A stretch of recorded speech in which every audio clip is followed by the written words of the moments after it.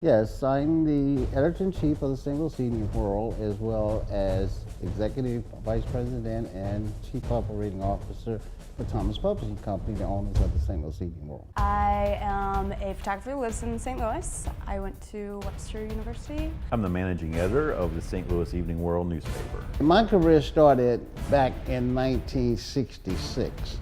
When I am working, Brian usually gives me stories, or I've used in the past, but before Ferguson, I used scanners to go out and find crime scenes to photograph. What interests me most about the St. Louis Evening World is its legacy.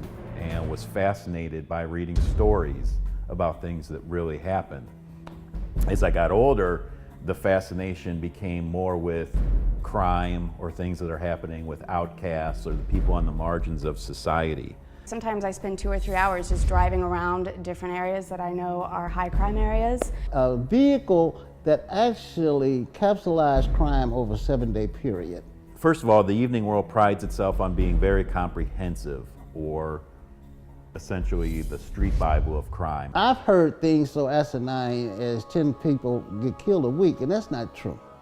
I mean, we had 188 homicides, but if you spread it over 365 days, that's less than one homicide every 4 days or so. When the victim said, "You're not allowed up on this floor anymore, you need to go back downstairs," the woman flipped out and attacked the woman and beat the woman nearly to death. You still have to overcome that fear of retaliation. You know, if you call on your neighbor and they shot somebody, they're going to shoot you as well.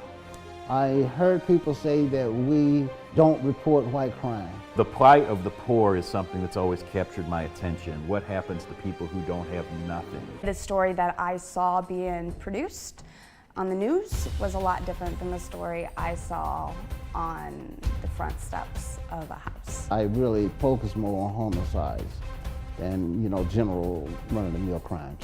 A TV show about the Evening World is a good idea because it would be a unique opportunity to go into neighborhoods and go into communities and spotlight people who have never been spotlighted before.